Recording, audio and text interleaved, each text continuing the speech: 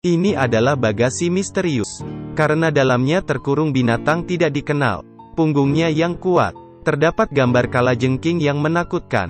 Di sampingnya juga terdapat aki yang penuh dengan darah. Tidak ada yang tahu spesies apakah dia. Hanya tahu, dia dimuat ke dalam bagasi. Dikirim sebagai barang. Malah disita oleh polisi. Di bea cukai. Di sisi lain pria yang duduk di jet pribadi mewah ini, menerima telepon misterius. Katanya Scorpion senilai 1 miliar, disita oleh polisi.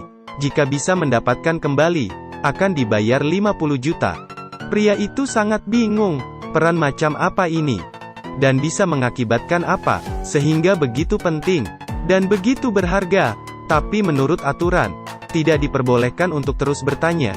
Dan di sisi lain, Scorpion sudah turun dari mobil. Dia dibawa ke pusat komando lokal oleh polisi. Dan ditahan. Yang ditahan bersama, ada juga seorang pria yang mengangkut Scorpion.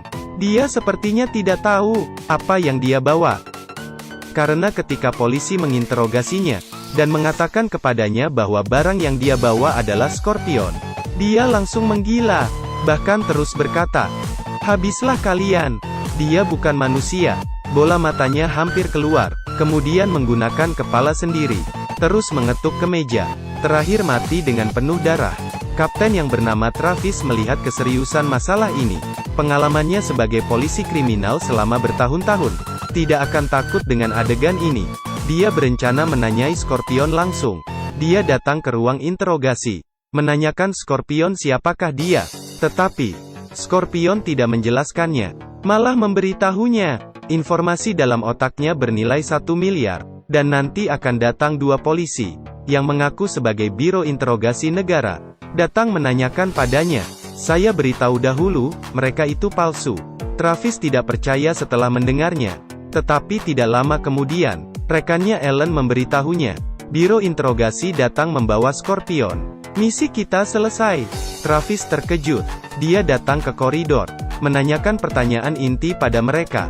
Melalui jawaban mereka, dia tahu mereka palsu, karena sudah ketahuan, langsung mau membunuh Travis.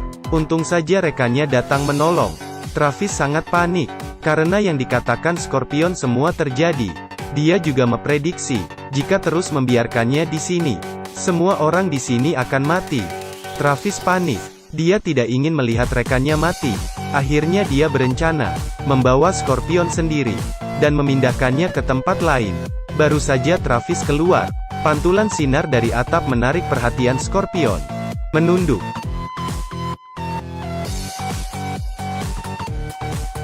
Kualitas mobilnya sangat bagus. Sayangnya Travis terlalu naif. Sangat cepat. Sebuah Chevrolet hitam datang dari belakang. Sekelompok orang bertopeng keluar dari mobil. Di tangan mereka semua ada alat. Gergasi besi dinyalakan. Mereka ingin membuka pintu mobil. Pas sekali, Scorpion menggunakan gergajinya itu, sekaligus membuka borgolnya.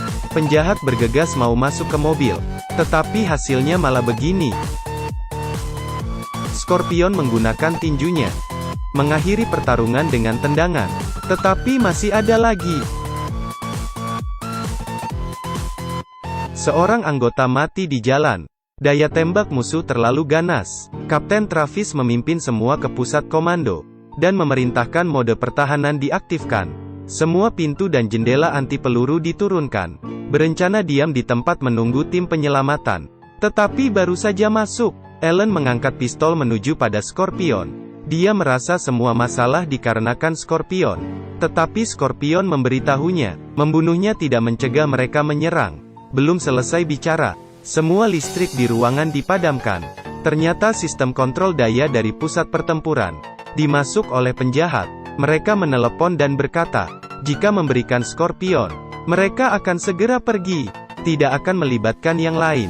Hal ini membuat Travis semakin penasaran dengan Scorpion. Sebelum mencari tahu, tidak akan menyerah. Jadi dia segera memanggil semua orang untuk merencanakan pertempuran. Dia memakai sebuah mayat, dengan pakaian Scorpion, berpura-pura menyerahkan Scorpion untuk menyerah, dan membiarkan Scorpion asli di belakang. Saat mendekat, baru membunuh mereka. Kelihatannya rencana sudah hampir berhasil. Musuh sudah mengepung. Tetapi tiba-tiba, musuh tiba-tiba mundur. Ternyata, mereka tahu ini jebakan. Ada yang salah. Ada mata-mata. Ternyata salah satu rekan tim menggunakan kode Morse untuk memberitahu keluar. Tidak hanya demikian, dia juga melepaskan polisi palsu yang dipenjara, dan memberitahunya cara membuka pintu anti peluru. Karena dia merasa demi Scorpion, malah kehilangan nyawanya sangat tidak layak. Jika dia tidak berbuat demikian, nanti penjahat masuk habislah semuanya. Tiba-tiba, Ellen menemukan mereka di koridor. Polisi palsu itu membunuh polisi mata-mata. Kemudian dia melarikan diri ke ruang distribusi daya pusat, dan memotong listrik anti peluru. Di saat ini, semua pintu anti peluru pun terbuka. Melihat itu, para penjahat langsung masuk. Penjahat masuk ke markas. Semua tenaga kerja pun mati. Penjaga keamanan pun mati dibunuh. Tetapi ini tidak mempengaruhi. Para penjahat di belakang terus maju. Tetapi mereka tidak hanya mati karena ledakan.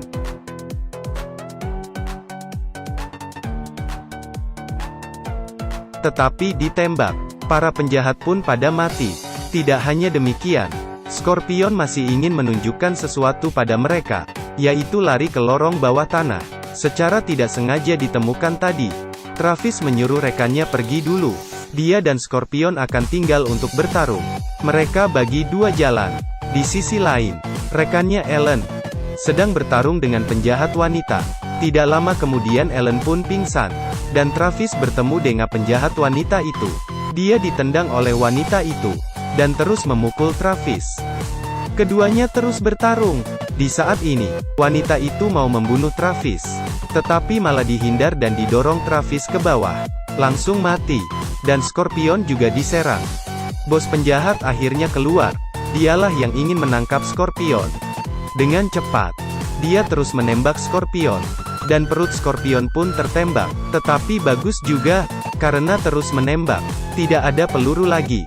Dia melemparkan pistol, dan ingin bertarung dengan Scorpion. Scorpion tertawa, karena Scorpion memang tidak suka pakai pistol. Karena membunuhnya hanya perlu satu tendangan, yaitu tendangan maut ini. Selesai. Kedua pemenang juga bersama lagi. Setelah itu, Travis datang ke koridor menyelamatkan Ellen, dan ketiganya pun duduk menunggu tim penyelamatan. Tiba-tiba Scorpion mengeluarkan gigi palsu. Ada microchip di dalamnya. Penjahat itu datang karena ini. Ternyata Scorpion adalah anggota pasukan khusus setempat. Beberapa tahun lalu menjadi mata-mata gangster. Dia mendapat bukti kejahatannya, dan disimpan ke dalam microchip ini. Waktunya mengeluarkan ini. Sebelumnya tidak berani katakan, dikarenakan takut ada mata-mata juga. Ya, benar seperti perkiraannya. Rekannya Ellen mengeluarkan pistol dan menembak, mengambil microchip dan berlari. Ternyata Ellen juga mata-mata. Travis terus mengejar dari belakang, tetapi malah diserang Ellen dari belakang. Keduanya terus bertarung. Ellen ingin mengambil pistol dan melawan, malah dikalahkan oleh Travis. Travis menginjak Ellen di bawah kakinya. Semuanya berakhir. Di malam hari, polisi memblokir lokasi pertempuran pagi hari. Ellen juga dibawa pergi oleh polisi. Tiba-tiba mereka memanggil Travis, agar dia membantu mengkonfirmasi jasad Scorpion. Setelah dilihat, jasad ini memakai baju Scorpion, tetapi bukan Scorpion.